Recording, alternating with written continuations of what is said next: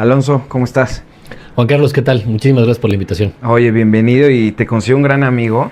Hemos platicado de cosas tan profundas, pero creo que de las pláticas que más se me han quedado es cuando hemos hablado de un tema fundamental en la sociedad y en la comunidad de superpapás, que es el rol del padre en la crianza, ¿no? Sabemos que la crianza, en el mejor de los casos, va a ser un trabajo en equipo, pero no deja de haber ciertas funciones, ciertas labores que sí están muy relacionadas al género, ¿no? Al trabajo de papá o al de mamá. Bienvenido. Me gustaría que te presentaras antes que nada.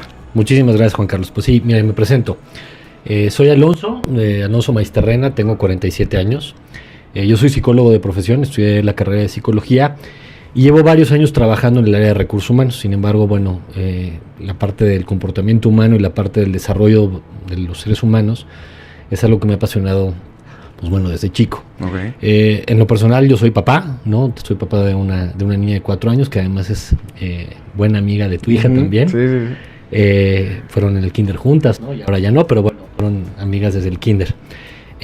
Casado, ¿no? Felizmente casado con Paulina, mi esposa, quien también ya ha estado contigo en ocasiones anteriores, ¿no? Oye, dime algo, ¿qué tanto de lo que estudias en la carrera de psicología se puede aplicar como papá? Es muy difícil. A ver, yo creo que el ser psicólogo no te garantiza, no es como un manual para ser papá. Yo creo que finalmente es como un marco conceptual, un marco teórico, donde entiendes un poco cómo se forma el ser humano, pero a la hora de enfrentarnos a los golpes, ¿no? Y al día a día. Sí, de la teoría a la práctica. De la teoría a la práctica, claramente, no, un libro no te va a enseñar a ser papá. Sin embargo, te hace reflexionar como el desarrollo de los seres humanos, ¿no? Y entender cuáles son las relaciones.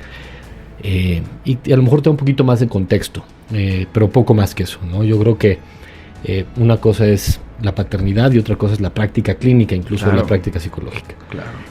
Es muy interesante, ¿no? Es una carrera apasionante y es una carrera en la que constantemente están evolucionando teorías y cuestiones que nos dan mayor visión de cómo funciona el ser humano. Pero de eso a que un psicólogo sea mejor papá es como pensar que a veces que un doctor va a tener mejor salud que una persona que se cuide, ¿no? Totalmente de acuerdo. Y te lo pregunto porque, híjole, la verdad es que yo he tenido mucha suerte de que en la comunidad de superpapás casi siempre me tiran una vibra muy bonita, muy bonitos mensajes, pero de repente sí me ha tocado uno que otro hater que te dicen cosas que no quiero ni repetir aquí y casualmente han sido psicólogos, ¿no? Y psicólogos siempre el perfil me da mucha risa porque son jóvenes que todavía no son papás y siempre quieren educar a los papás sobre cómo ser papás. Y ojo, no estoy hablando mal de los psicólogos porque bueno, empezando por ti que es un gran amigo, mi tío es psicólogo, o sea, estoy rodeado de psicólogos, pero de repente sí veo esta nueva generación de psicólogos que aún no son papás y ya te están atacando por las lecciones que ellos no van a ver en la escuela, ¿no? Como tú dices. Yo creo que lo que dices es clarísimo, ¿no? Conozco a muchos colegas que efectivamente dice el dicho que no es lo mismo ser borracho que ser cantinero. Y creo que la práctica, ¿no? La práctica clínica incluso no es lo mismo que el ejercer como papá. Porque yo creo que el ejercicio de ser papá pasa desde un ejercicio personal. No es un ejercicio solamente teórico, no es un ejercicio que comienza desde tus propias sombras, ¿no? Desde tus propias historias, de los propios constructos que tienes, y uno reacciona a las propias creencias, fundamentos, estructura que tienes también, lo cual a veces es inevitable, no es muy fácil desde fuera opinar de lo que es correcto o lo que es incorrecto. Sin embargo, a la hora de la práctica de ser papá, pues muchas veces reaccionamos y no pensamos. Claro. Eso primero que nada. Y segundo, creo que en la psicología, como en muchas otras disciplinas, y en muchas más cuando son ciencias sociales, las verdades absolutas no existen, ¿no? Las ciencias sociales como la economía, la sociología, no hay verdades absolutas, ¿no? Hay posturas, hay teorías, hay construcciones que creo que todos debemos de abordar, y por eso hay psicólogos de diferentes colores, ¿no? Incluso algunas se encuentran, ¿no? O sea, es correcto, ¿no? Entonces yo digo que hay algunos libros, ¿no? que puedes tener uno al lado del otro y se van a pelear, ¿no? No son amigos. Incluso desde las mismas corrientes psicoanalíticas, incluso hablando de una sola escuela, las corrientes, no todos los psicoanalistas están de acuerdo unos con otros. Y ya no hablemos con humanistas, conductuales, ¿no? La psicología es una Creo que es un conocimiento en evolución, es un conocimiento constante, ¿no? El desarrollo de un aprendizaje de cómo es el ser humano. Y cómo va evolucionando el ser humano. Así tiene que evolucionar, ¿no?, la psicología. Totalmente. Cuando tú lees a Freud, pues obviamente las cuestiones sociales que existían en el siglo XIX y principios del siglo XX eran diferentes a lo que tenemos el día de hoy, ¿no? La familia era diferente, ¿no? Las familias de diferentes formas, el entendimiento de la familia no es el mismo, con lo bueno y lo malo, ¿no? Y las dificultades que esto también puede entrañar, ¿no? Es muy, muy complicado. Oye, para empezar ya en el tema, para mí uno de los principales problemas que tiene la sociedad es el abandono. Vemos que estas tareas implícitas en papá o en mamá durante la crianza se están perdiendo por completo desde, pues no entrados en años los niños, sino desde un inicio, ¿no? Quizás desde el embarazo. ¿Cómo ves tú este problema? ¿Por qué esta sociedad tiende tanto al abandono, en especial del padre? ¿No? Ahorita vamos a hablar un poquito del abandono de la madre, pero ¿por qué el padre tiende a abandonar a su familia? Híjole, creo que es una problemática profunda y una problemática que no es, yo creo que monodimensional, ¿no? Yo creo que tiene muchísimas variables que entran en juego. Cuestiones económicas, cuestiones sociales, dinámicas que tenemos en lo económico, por ejemplo, ¿no? Muchos papás, muchas familias en donde hoy los dos padres tienen que trabajar, algunos que deciden los dos padres trabajar, no estoy ni criticando ni a favor, sino simplemente las dinámicas han sido diferentes. Y el entendimiento de la familia como nosotros lo teníamos en años pasados, ¿no? Durante casi toda la humanidad, pues ha ido evolucionando, ¿no? Y entonces esto creo que supone muchísimos retos, tanto para la práctica de los psicólogos como para los que somos padres de familia y demás, ¿no? Yo creo que la presencia de los padres ayuda a formar de muchísimas maneras, ¿no? Desde el ejemplo, que creo que, como dicen por ahí, ¿no? El ejemplo arrastra, ¿no? Entonces, el ser padres presentes, no solo en tiempo, sino en forma, en calidad, es algo que sí hemos visto por muchísimos factores, en detrimento. ¿Cuánto tiempo tiene más o menos esto? Tú que conoces un poquito más de historia y de historia relacionada a la sociedad, ¿hace cuánto tiempo empezó este fenómeno? Bueno, yo creo que hay factores que tenemos que tomar en cuenta. Si bien en clases, también depende mucho de la clase social, ¿no? Okay.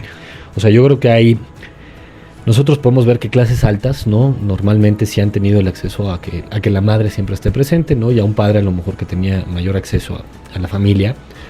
Y en clases bajas donde pues a lo mejor la familia era el papá era obrero, o a lo mejor tenían que estar trabajando de diferentes formas, no tenían la misma calidad de tiempo.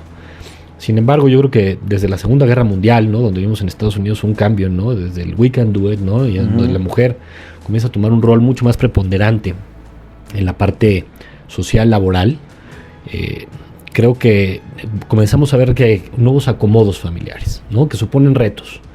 De nuevo, no estoy diciendo que sea bueno o malo, sino que suponen encontrar nuevas formas de cómo estar presentes y de cómo los padres deben de tener una presencia más fuerte con los hijos.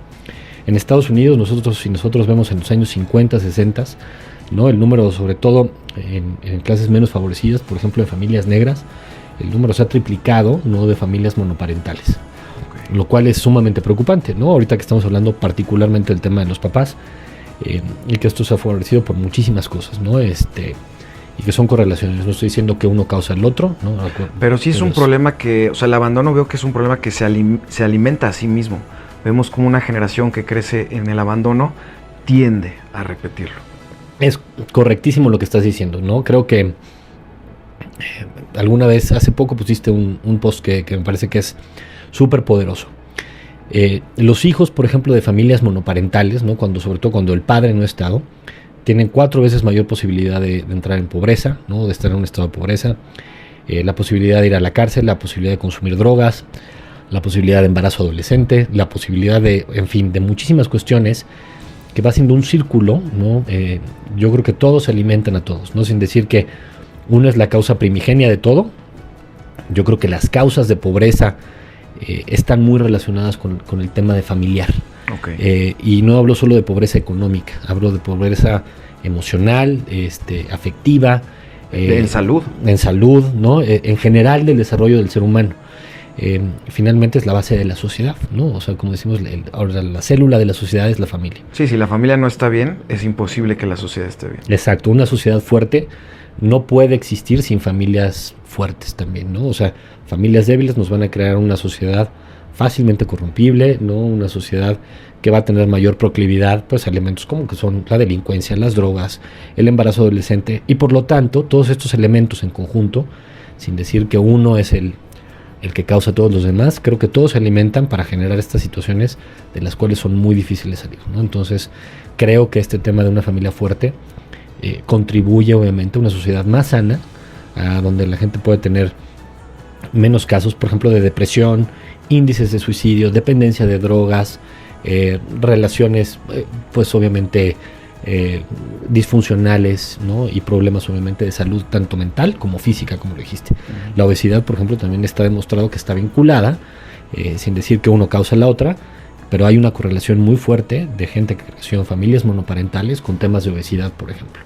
¿Y cómo solucionar este problema del abandono? La verdad es que yo siempre lucho por los valores y claro, sabemos que es lo obvio, ¿no? Pero en muchas familias se carece de estos valores y yo siempre tengo una postura muy, muy dura contra la gente que abandona a sus familias. Para mí las leyes deberían de ser mucho más severas en cuanto a perseguir a los deudores alimenticios, que así se les llama. Ahora vemos que ya están en un registro y se les complican las cosas, pero vemos que esto lleva a un rezago a lo mejor de 60, 70 años. Sí, creo que, bueno, estás hablando de un tema que es además el tema legal, ¿no? Pero creo que más allá de incluso del tema legal, el abandono comienza por lo afectivo, ¿no? Y puede, incluso tenemos familias donde los padres están, digamos, casados y demás, y hay un abandono afectivo. Y creo que el abandono afectivo es el primer tipo de abandono y es el más grave, incluso por encima del abandono económico, ¿no? O el abandono a lo mejor físico como tal, ¿no? Tengo amigos, ¿no? Hijos de una madre viuda, ¿no? O incluso también de un padre viudo, que son gente muy funcional, ¿no? Y es encontrar estas formas, ¿no? De cómo suplir las figuras de una manera sana. Podemos encontrar, no quiero decir que no hay caminos, o que el único camino es, obviamente, sabemos que es mucho más difícil para un padre viudo o para una madre viuda, pero hay caminos para encontrar cómo suplir las carencias afectivas. Y esto también lo vemos en todos los niveles socioeconómicos, ¿no? A mí me preocupa muchísimo ver, por ejemplo, sin mencionar colegios ni nada, pero cada vez vemos más, ¿no? Y ahora que existen las redes sociales, niños que han tenido acceso a educación de calidad, clases socioeconómicas altas, y que se ven inmiscuidos en temas, ¿no? De golpear a no sé quién, temas, obviamente. Sí, que esperarías que ese sector demográfico, que es el más privilegiado, que menos carencias tiene, pues debería de ser de cierta manera el que más bondad trae al mundo, y termina siendo al revés. Creo que es una responsabilidad obviamente en lo económico, pero como decimos, los recursos económicos no son los únicos recursos. ¿Cómo dotamos a nuestros hijos? Y creo que nuestro deber como padres es efectivamente dotar a nuestros hijos de herramientas, ¿no? Y el dinero es una de esas herramientas. La educación de calidad es una de esas herramientas. Pero por supuesto los valores, ¿no? El tiempo que pasas con sus hijos, ¿no? La calidad de juego, ¿no? Las habilidades de negociación, de enseñarles cuestiones como respeto, ¿no? Con sus amigos, con sus hermanos, el amor al arte. Hay muchísimos elementos que obviamente nos van a hacer mejores personas o personas más completas. Claro, y hasta es un estereotipo del niño o la niña que crece con muchas posibilidades económicas, pero está solo, ¿no? Claro. Que vive en una jaula de oro. Claro, es como la canción, ¿no? de Cristina, ¿no? Que decía, pobre Cristina, era tan rica que no tenía más que dinero. ¿No? Hablando de Cristina Onassis en aquel entonces. Y creo que este tema es un tema que claramente nos demuestra algo. No solo es lo que nosotros le damos a los hijos en cuestión de oportunidades o de dinero o de viajes, sino la construcción de las figuras y los roles que tiene el papá y la mamá. Okay. No creo que para mí, y hablando un poco desde el punto de vista de la psicología y de los roles, sé que hoy en día es un poco menos popular que hace algunos años hablar de los roles de género, ¿no? Uh-huh. Y que se habla de esta deconstrucción y de que reaprender, no específicamente de que no forzosamente debe haber roles de género. Sin embargo, a nivel psicológico sí hay, ¿no?, lo que se habla del rol materno y el rol paterno.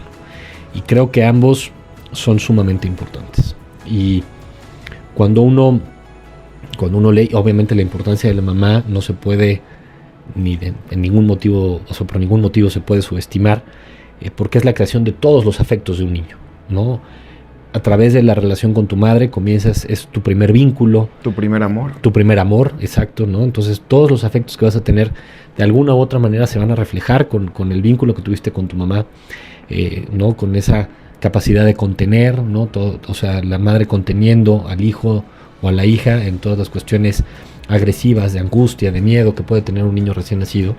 Y de ahí viene la construcción de todas nuestras relaciones que pueden ser sanas o no sanas, dependiendo del vínculo con la mamá, ¿no? Que me parece importantísimo, y que bueno, lo que quiero decir es que la psicología y la literatura en general de la psicología lo cubre de manera súper extensa.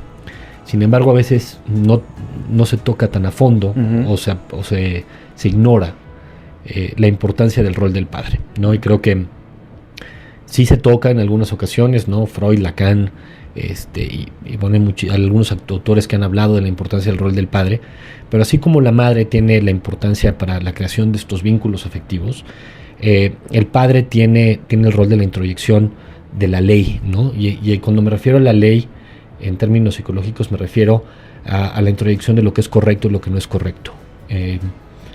Y también todas las personas que han tenido relaciones con carencias masculinas, y cuando hablo del rol del padre, también muchas veces sabemos que puede haber casos, ¿no?, de gente que por X que no es su padre biológico, que no es su padre biológico, tuvo una figura paterna sana, ¿no?, que se llaman figuras rescatadoras, y esto puede funcionar.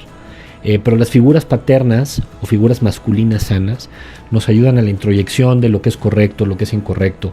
Y obviamente cuando hay figuras masculinas sanas, pues la posibilidad de adicción a drogas, relaciones más sanas, promiscuidad, cuestiones de respeto a la ley, de abandono a su vez de abandono a sus propios hijos, familias, correcto, de gente que acaba en la cárcel, es mucho menor. Entonces, ignorar este tema, por ejemplo, de la importancia que tiene el rol del padre, es algo que debemos de cuidar con estas nuevas masculinidades, ¿no? Y es que viene siendo parte como una rama de este monstruo que se ha creado en el feminismo radical, que ojo, yo siempre aplaudo el feminismo, yo me considero un feminista, pero sí vemos que sus extremos son muy peligrosos, y en su menosprecio al hombre, de cierta manera está implícito el menosprecio al padre, ¿no?, y a su rol. Porque como te mandé un video preparándonos para esto que decía, solo una madre puede convertir un bebé en un niño, pero se necesita un padre para convertir a ese niño en hombre. ¿Qué piensas? ¿Tienes razón? Creo que yo creo que es, ahora sí que food for thought, ¿no? Creo que alimenta muchísimo la discusión y por supuesto el tema de los feminismos, creo que hay discusiones que se pueden ir, merecería un capítulo aparte, ajá, creo, este tema, ¿no? Por supuesto que creo que cuando tratamos de hablar de este feminismo, yo trato de hablar desde mi punto de vista. Yo sí creo que el patriarcado, ahorita voy a profundizar un poquito en esto, puede ser el enemigo del hombre y de la mujer. Pero déjame decir a qué me refiero con patriarcado, no un patriarcado en el entendimiento tradicional.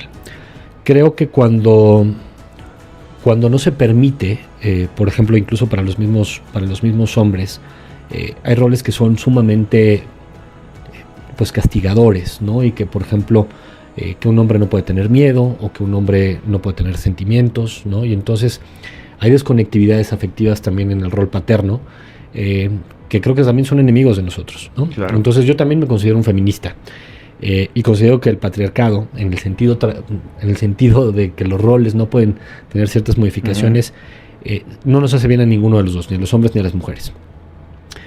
Yo estoy a favor de que desde mi punto de vista, no conozco mujeres más capaces que hombres, ni hombres más capaces que mujeres, ni en lo laboral, ni en lo afectivo, ni nada de esto. Sin embargo, dentro de la familia creo que sí existen roles que se deben de respetar de cierta forma. o que tienen una importancia en el desarrollo de los niños. Y hay cosas que un padre no puede hacer, ¿no? Y entonces pensar que un padre puede sustituir completamente a una madre no solo es ingenuo, sino me parece peligroso. Claro, ¿no? claro. Entonces, desde el hecho de amamantar, desde el hecho de la contención y desde el vínculo que existe entre el niño y la madre, desde el útero, ¿no? Y todo el desarrollo infantil, no puede ser sustituido por el padre. Sin embargo, el padre también juega un rol, y hablando de nuevo del padre como una masculinidad no tóxica, sino como una responsable, positiva, presente. Ayuda a romper este vínculo que existe. También necesita partirse, ¿no? Entonces, un rol sano de paternaje ayuda a crear de una diada, madre-hijo, a una triada, ¿no? Donde es una familia, donde el niño o niña se separa de la madre, ¿no? Comienza a tener una identificación como individuo. Y tiendo a estar de acuerdo con el video que me mandaste, a tu pregunta, sin darle tantas vueltas. Pero qué interesante lo que me acabas de decir, o sea, me dejó en shock.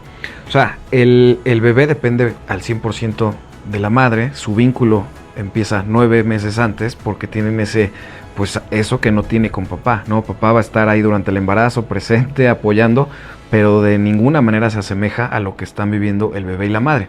Entonces nace el bebé y en esa relación tiene que el padre llegar de cierta manera a romper esa absoluta dependencia y convertir lo que son 2 en 3. Es correcto. A nivel, obviamente esto, bueno, también a nivel simbólico un poco, el niño comienza pensando que la madre y él son uno mismo, ¿no? O sea, que la madre está para... Que es lo único que existe. Exacto, es lo único que existe. Y bueno, tú lo has vivido también como papá.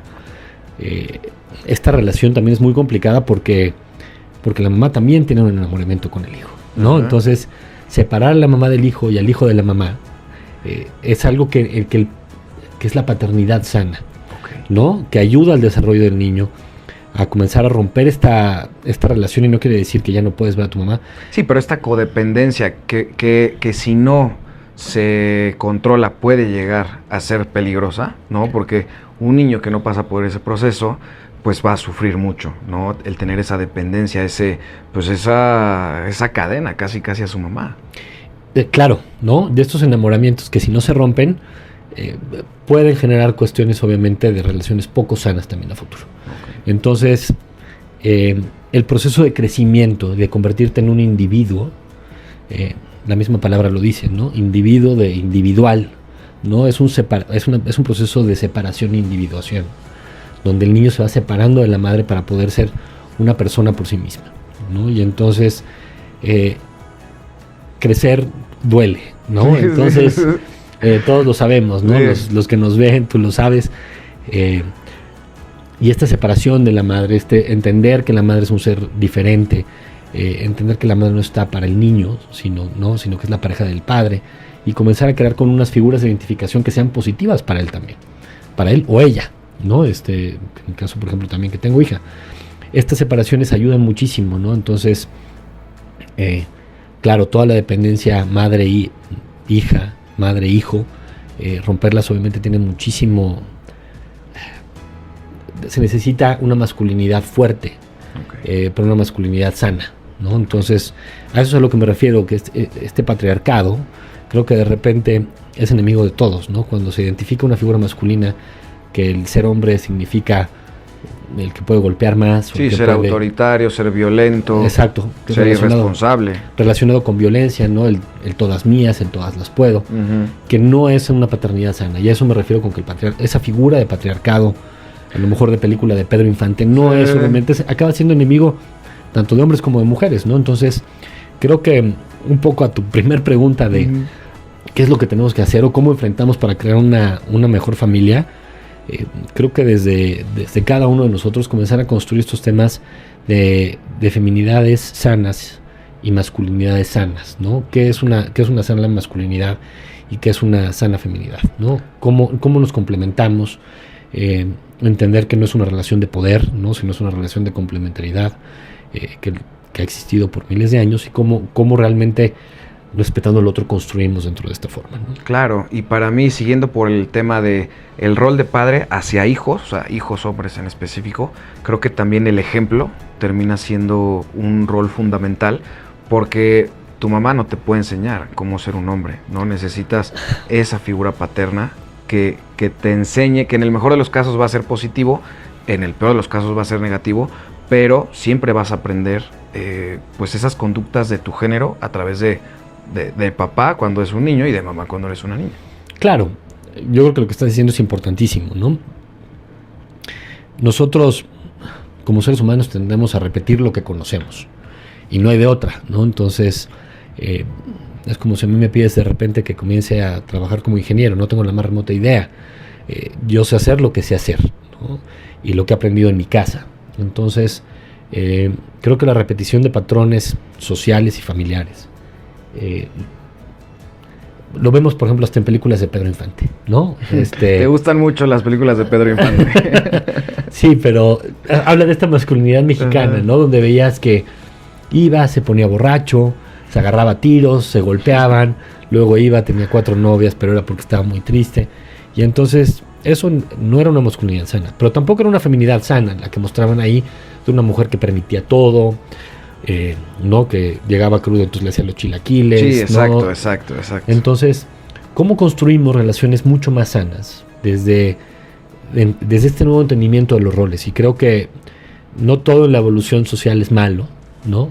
Pero tampoco todo es bueno, ¿no? Y hay que tener, obviamente, yo creo que siempre un análisis crítico y no tomar todo lo que viene de la sociedad o todos los avances o todas las nuevas posturas como que por ser nuevas son las correctas, claro, ¿no? Claro. Entender, tener un análisis crítico de por qué hace bien, por qué sería positivo movernos en cierto sentido o en otro, ¿no? Y en este tema creo que, por ejemplo, cuando tenemos una figura masculina sana,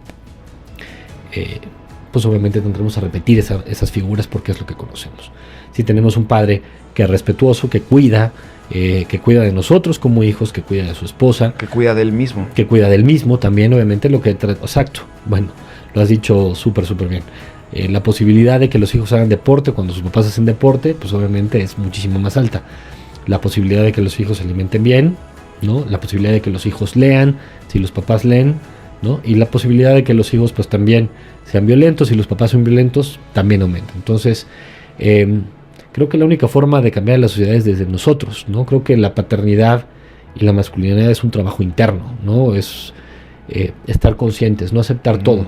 Y estoy de acuerdo en muchas cosas que la masculinidad no está en el color que te vistas, ¿no? O en cocinar o no cocinar. Claro. Eso no es la masculinidad. O no limpiar. Está en la responsabilidad, en el afrontar, yo creo que no las consecuencias de tus decisiones, de tus actos, de lo que has hecho, pues obviamente cómo vas a responder de una forma responsable, en consecuencia de lo que tú has decidido. Creo que se iba, ¿no? Claro, y mira, ya lo he platicado muchas veces en el podcast, pero cuando empecé mi primera empresa relacionada al deporte y la educación, pues yo estaba obsesionado de verdad con salvar el mundo a través de los niños, ¿no? O sea, yo soy consciente de estos problemas sociales hace mucho tiempo y yo dije, donde tenemos que trabajar es con los niños, hacer los niños felices, que sean plenos, que sean buenos compañeros, los líderes del mañana. Y abrí mi academia de fútbol y a las 3 semanas dije, así son, así ya vienen ellos de fábrica. O sea, realmente lo que pasa es que estamos perdiendo esa naturaleza, esa plenitud que traemos como niños, porque los niños son felices con muy poco. Y de cierta manera la sociedad nos va imponiendo ciertas cadenas que nos terminan cambiando por completo el chip, ¿no? Esa felicidad que tenemos tan fácil como niños se termina perdiendo como desde muy jóvenes, ya incluso desde los 12, 14 años. Entonces yo dije, por más que trabaje con los niños, los únicos que podemos salvar al mundo somos los adultos, y en específico los padres de familia, no hablando de papá, sino tanto mamá como papá. Yo dije, bueno, ahí es donde tenemos que dar la mayor lucha, ¿no? Cambiando nosotros, cambiamos el mundo. No podemos dejarle a esta generación de niños que cambien el mundo si en sus casas están viendo violencia, están viendo pornografía, están viendo una masculinidad tóxica. O sea, tenemos que trabajar los padres de familia. Juan Carlos, creo que lo que estás diciendo pega en el clavo, ¿no? Es, como dicen, es una verdad como un templo, Gracias. ¿no? Es enorme y te voy a decir por qué, desde mi punto de vista. Conozco muchísima gente que les dice a sus hijos, lee, tienes que comer mejor, ¿no? No fumes, háblale bien a tu mamá, ¿no? Y entonces le estamos poniendo, somos los primeros que estamos dando una muestra de una masculinidad no responsable de nuestros actos. Queremos que alguien más, y peor aún, un niño, Exacto. se haga responsable de lo que es una masculinidad sana. Exacto, yo le hablo mal a mamá, pero tú le tienes que hablar bien. Exacto, ¿no? Yo le grito, ¿no? Y le digo, manejo, ¿no? Manipulo con dinero, con la amenazo, Exacto. ¿no? Con cuestiones a lo mejor llego tarde, no aviso dónde estoy, ¿no? ¿Cuántas veces no? El niño llega a las 5 de la mañana, no avisa dónde estaba. ¿Dónde estabas? Inútil, ¿no? Uh-huh. Ya hemos oído videos y nos morimos de risa cuando el papá ¿no? está regañando a los hijos. Y el papá también venía exacto, llegando. El papá también venía llegando, ¿no? Entonces, ¿qué es lo que pretendemos? Obviamente es, ¿no? O sea, ahora sí que el niño va a escuchar lo que haces, no lo que le dices, ¿no? Entonces, claramente, en este tema también, y como papás de niñas, que es nuestro caso, también estás modelando el tipo de relaciones que van a tener, ¿no? O sea, yo creo que si tú quieres que tus hijas acaben con un cierto tipo de hombre, tú tienes que ser ese tipo de hombre. Uh-huh. Tú no puedes decirle, oye, quiero que andes con una persona que sea súper trabajador, responsable, estudioso, qué sé yo, ¿no? Uh-huh. Ponle las características que quiera. Cuando tú no abres un libro en tu vida, eres un flojonazo, te sí, cuando estás haciendo todo lo contrario. Ahora, antes de que sigamos por el tema de las niñas, o sea, el rol del padre con sus hijas, porque nos preocupa bastante, tenemos que dedicarle la mayor parte del podcast a eso, pero vamos a cerrar con los niños. El carácter, ¿qué tanto influye el padre en la formación del carácter de su hijo? Bueno, yo creo que esto es un tema muy interesante, ¿no? Y yo creo que nosotros tenemos que pensar que la personalidad se conforma de elementos que digamos que vienen de fábrica, ¿no? Uh-huh. Y elementos que nosotros también contribuimos. Todos los niños, ¿no? Y en tu caso que tienes 2 y los que tienen por ahí 3 o 4, saben que no todos los niños son iguales, ¿no? Y incluso algunos, pues teniendo la misma educación, los mismos papás, no se comportan de la misma forma y no tienen la misma personalidad. Entonces hay un elemento biológico, hay un elemento de temperamento que cada niño lo trae, digamos, como que de serie, de fábrica, okay, ¿no? Entonces, definitivamente esa es una parte con la que nosotros tendremos que lidiar de una u otra forma. Y hay una parte de nosotros que no es responsabilidad de nuestros papás, ¿no? Pero eso yo creo que es nuestro temperamento. Okay. Sin embargo, todo el desarrollo de la estructura psicológica, ¿no? Está claramente alimentada por lo que fue en nuestra vida infantil, ¿no? Es lo que por ahí se dice que infancia es destino, ¿no? Okay. Y infancia es destino porque lo que vivimos de niños es lo que vamos a aprender y va a formar nuestra estructura psíquica para lo que vamos a volvernos. Entonces, pues obviamente cuando hay la formación de responsabilidad, ¿no? Deberes en la casa, ¿no? Si desde pequeños le estamos enseñando a los niños, que creo que es un tema muy interesante, por ejemplo, del que hablaba María Montessori, cuáles son los deberes que los niños deben tener desde chicos, ¿no? Porque si no existe me gusta la palabra que usan los gringos de entitlement, ¿no? De que están como que por derecho ¿no? divino, se merecen absolutamente todo, ¿no? Y entonces que les sirvan la comida, que les compren todos los juguetes, que los consientan y demás, sin tener ninguna responsabilidad en la casa. Creo que la construcción del carácter, ¿no? Empieza, yo creo que desde esta parte, ¿no? Desde la construcción de responsabilidades de los niños, qué es lo que tú contribuyes, cuál es tu responsabilidad dentro de todo este ecosistema familiar, que me parece que es una parte que últimamente se ve con menos fuerza, ¿no? Sí puedo decir, bueno, ya que soy un poco más grande, ¿no? Ya que me acerco a los 50, que la exigencia que tenían los niños antes no es la misma que tienen los niños hoy, ¿no? Okay. Yo creo que en deberes de la casa, desde pequeños, no importa que tengan gente que ayude, yo creo que los niños deben de tener una responsabilidad porque eso nos genera seres responsables, ¿no? Y nos da carácter. Claro, si ensucio, limpio, ¿no? Si uso un plato para comer, pues lo llevo a la cocina, ¿no? Y mucha gente dice, bueno, pues es que no tenemos empleados en la casa que nos pueden ayudar con estos temas. yo creo que va más allá, ¿no? Del tema de comenzar a crear responsabilidades de cuál es mi rol dentro de esta familia y qué es lo que yo le doy de vuelta a esta familia. Y este tema de responsabilidades creo que nos puede ayudar un montón. Sí, creo que es una labor muy importante de los papás, exigir, ¿no? Ese compromiso de nuestros hijos. Como decías tú, creo que yo hubiera agregado, si te equivocas, lo vuelves a intentar, si fallas, no te rindes. O sea, y eso creo que a veces pesa más la carga del papá que de la mamá, ¿no? La mamá es más consentidora. Creo que en especial cuando son hijos hombres, la mamá tiende a consentir mucho y es nuestro deber como padres estar ahí exigiendo para que ayudemos a construir el carácter de los niños. Sabemos que, híjole, una mujer sin carácter va a sufrir mucho en esta vida, pero un hombre sin carácter va a ser atropellado por totalmente ella, ¿no? Y creo que, bueno, en este tema de la frustración, el que los niños aprendan a frustrarse es crítico. Un niño que no sabe frustrarse, ¿no? Hoy tenemos niños que tienen muy poca capacidad de frustración, muy poca capacidad de aburrirse, muy poca capacidad de tolerar cuando no se salen con la suya, por decirlo de alguna manera. Y esto es también parte del formar carácter, ¿no? O sea, estamos permitiendo que a mí a veces también, incluso yo también soy víctima de esto, ¿no? Uno, de nuevo, el hecho de ser psicólogo no te hace... El hecho que estemos aquí hablando de esto no quiere decir que lo cumplamos al 100%. Estoy lejos de ser perfecto, ¿no? Y todos los días me encuentro cometiendo errores en mi quehacer como papá, pero ¿cuántas veces no le decimos qué quieren hacer, ¿no? Y el que tiene la última palabra es el niño en la casa, ¿no? Sí. Entonces, digo, cuando yo era chico, eso estaba lejos de ser, ¿no?, la última realidad. ¿Esto quiere decir que los niños no deben tener voz? No estoy diciendo eso para nada, ¿no? Y no quiero que se malinterprete lo que estoy diciendo en el sentido de que... te corten hasta eso del video, ¿no? Que te editen hasta ahí. No, exacto, no quiero decir...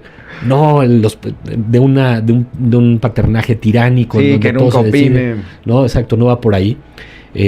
Pero también los niños tienen que aprender a frustrarse. ¿Por qué? Porque la vida nos va a frustrar.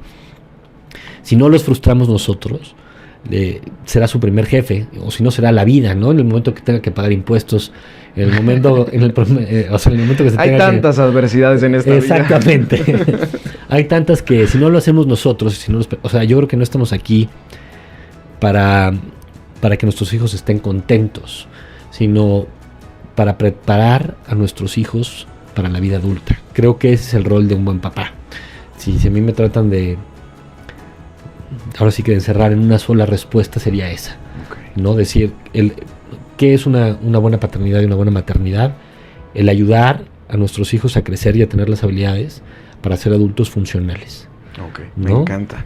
Bueno, ahora sí vamos a nuestra mayor preocupación, con qué tipo de hombres se van a casar nuestras hijas, y vemos que está completamente relacionado a nuestra conducta como padres, ¿no? Uno de los libros que más recomiendo se llama Padres Fuertes, Hijas Felices, y de lo que más me dejó es cómo las hijas no solamente van a buscar un esposo muy parecido al padre que tuvieron, muchas veces por lo bueno y muchas veces por lo malo, pero también de ese deber que tenemos como padres de construir la autoestima de nuestras hijas, ¿no? Sabemos que lo que más necesita una niña de su papá es esa afectividad, ese amor, esa aceptación, y que nosotros la ayudemos a construir su autoestima, y que esas carencias que podría llegar a tener de amor no la busque después en la persona equivocada y a la edad equivocada, ¿no?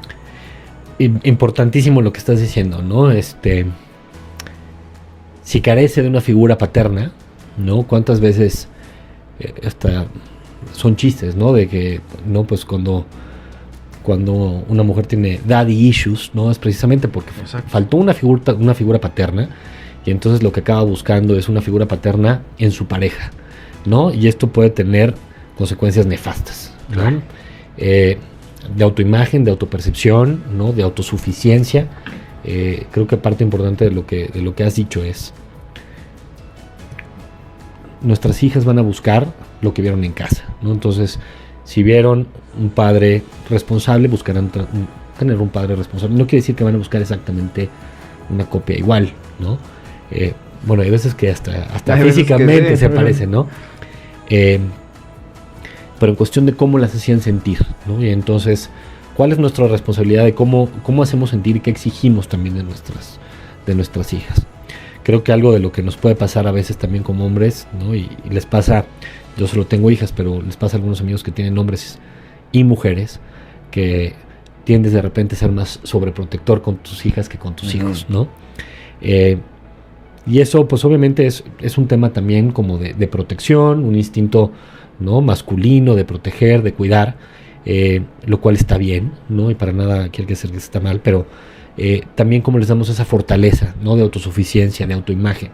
Una parte importantísima de la autoimagen y la autoestima de las niñas y de las mujeres viene de la relación que tuvieron con su papá, ¿no?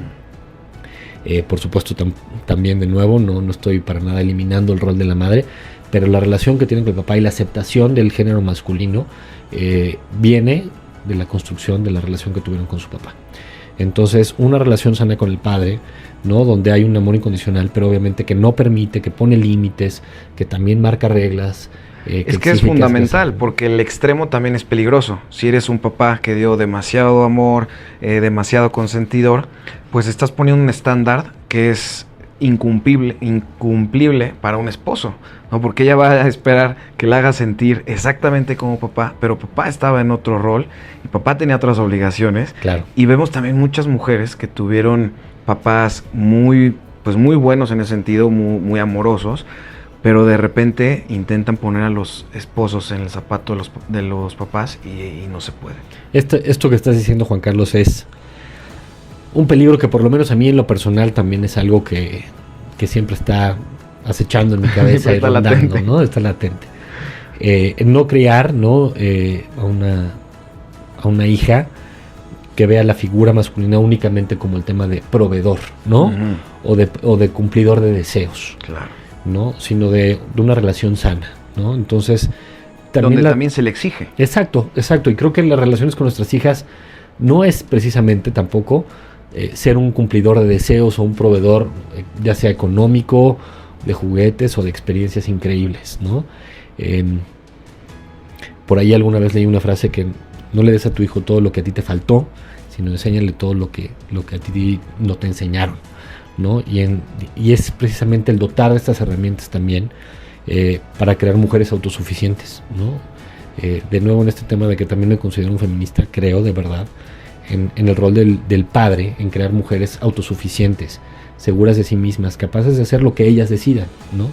Que si deciden trabajar o no trabajar, creo que eso no es lo más importante. Sí, que una gran lección del padre debe de ser cómo enseñarle a su hija a no depender de un hombre en un futuro. Exacto, ni en lo emocional, ni en ningún aspecto. Yo creo que un ser humano saludable, que tiene relaciones saludables, es alguien que puede estar solo consigo mismo y decide estar con otro, ¿no?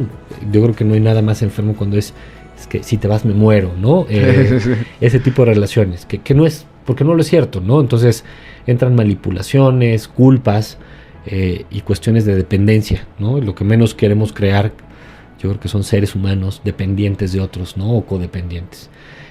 Sino seres independientes que son capaces, autosuficientes y al mismo tiempo encuentran relaciones sanas, ¿no? En donde cada uno contribuye y deciden recorrer caminos juntos, ¿no? Y no buscar hombres que nada más sean proveedores, cumplidores de deseos, ¿no? Sí.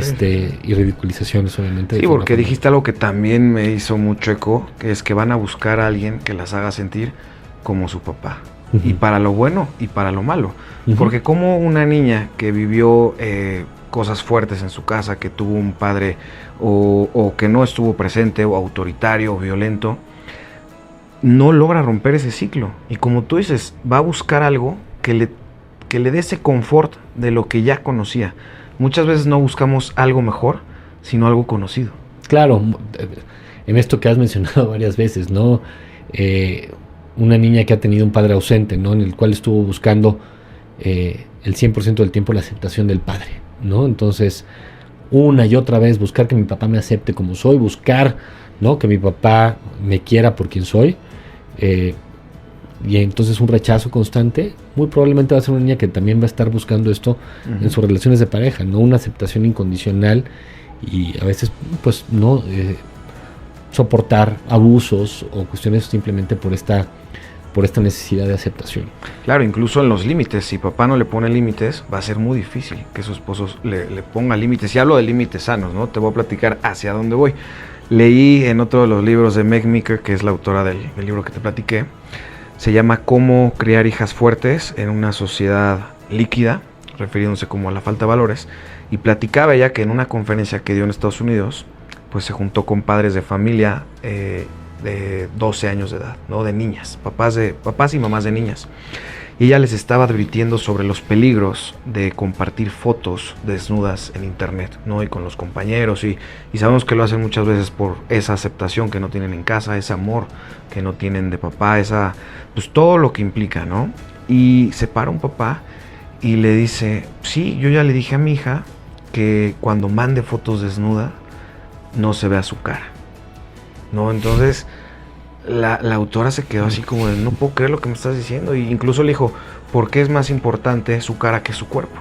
¿No? Él dijo, no saben a lo que están condenando a sus hijas al permitir esas conductas. Y una niña que de su papá no tuvo esos límites en relación a la sexualidad, le va a ser muy difícil estar en un matrimonio estable y que no entre la promiscuidad a su casa.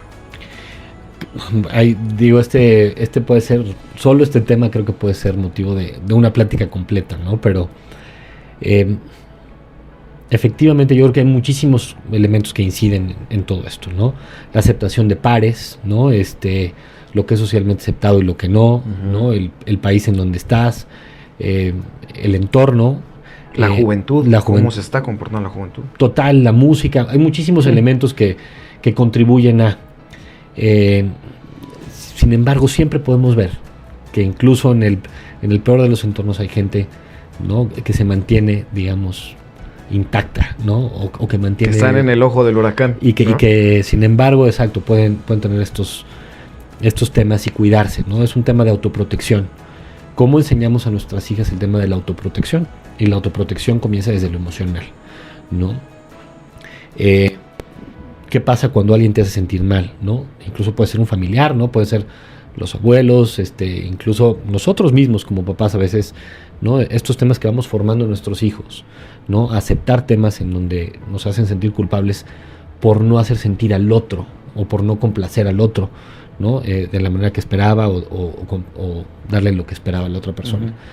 Estos temas de absoluta complacencia al otro o de hacer feliz al otro son sumamente peligrosos, ¿no? Sí. Entonces, darle a nuestros hijos las herramientas de autoimagen, autocuidado y autoestima de que no es necesario o de que si el otro no te acepta, no te quiere, no es importante. Sin embargo, en todos estos temas de cómo construimos nuestras relaciones también como papás y de que nuestros hijos no están únicamente para agradarnos a nosotros o para complacernos a nosotros. Es una relación también entre dos seres humanos. Claro. Que obviamente nosotros hay una relación de poder entre padre e hijo, porque nosotros obviamente tomaremos algunas decisiones que nuestros hijos no pueden tomar, pero que no, ellos no tienen que estarnos complaciendo todo el tiempo, ¿no? Y creo esto contribuye muchísimo a disminuir la posibilidad de que caigan en este tipo de relaciones pues muy destructivas. Peligrosísimas, ¿no? Oye, hace ratito dijiste algo muy importante al inicio sobre la huella de abandono, ¿no? Yo te platico. Yo fui de ese caso raro que me abandonó mi mamá. Yo tenía 2 años la última vez que la vi. No tuve esa carencia del lado del lado materno porque tuve a mi abuelita, ¿no? Mi abuelita paterna siempre estuve con ella los primeros 2 años de mi vida.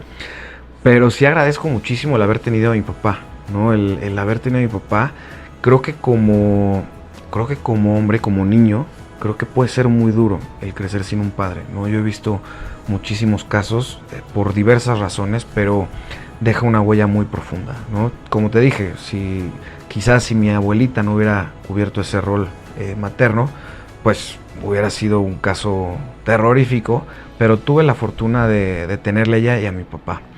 Pero te pregunto esto porque ¿qué tanto cambia para un niño cuando es abandonado a cuando pierde a su papá o a su mamá por muerte, por una enfermedad, por un accidente? A ver, creo que la carga es importante, ¿no? Por supuesto, yo creo que en la fantasía, ¿no? En la sensación, ¿no? Cuando pues, mi papá incluso a lo mejor si fue un accidente, vamos a pensar que mi papá chocó y tuvo un accidente. La fantasía es que mi papá me abandonó de alguna u otra manera, ¿no? Y que hubo un abandono. Sin embargo, pues obviamente la carga, ¿no? Que en tu caso, por ejemplo, tú viviste, decir, bueno, ¿no? Eso fue una decisión. Siempre hay un tema de, ok, hay algo en mí, ¿no? O es atribuible a mí. Y hay un tema de culpa, ¿no? O sea, siempre hay un tema, pasa del enojo a la culpa, ¿no? Y creo que es algo que bueno, tú sabrás, ¿no? Cómo lo habrás vivido. Sí, sí. Pero puede variar mucho específicamente un tema no atribuible al papá cuando fue un tema no voluntario. Y en estos temas de abandono es muy difícil porque cada caso es específico. Depende mucho del carácter de la persona que le afecta menos, ¿no? Claro, depende mucho de la persona y depende mucho de quién estuvo ahí, ¿no? Por ejemplo, lo que tú hablas de tu abuela, creo que esos son estos roles, ¿no? Rescatadores o figuras rescatadoras que acaban jugando estos roles de la maternidad y la paternidad. Como dices, ¿no? La paternidad no es únicamente, ¿no? El papá biológico, exacto, ¿no? O la mamá biológica. Y puede ser incluso un tío. Exacto. A veces hasta mises forman esa figura. Exacto.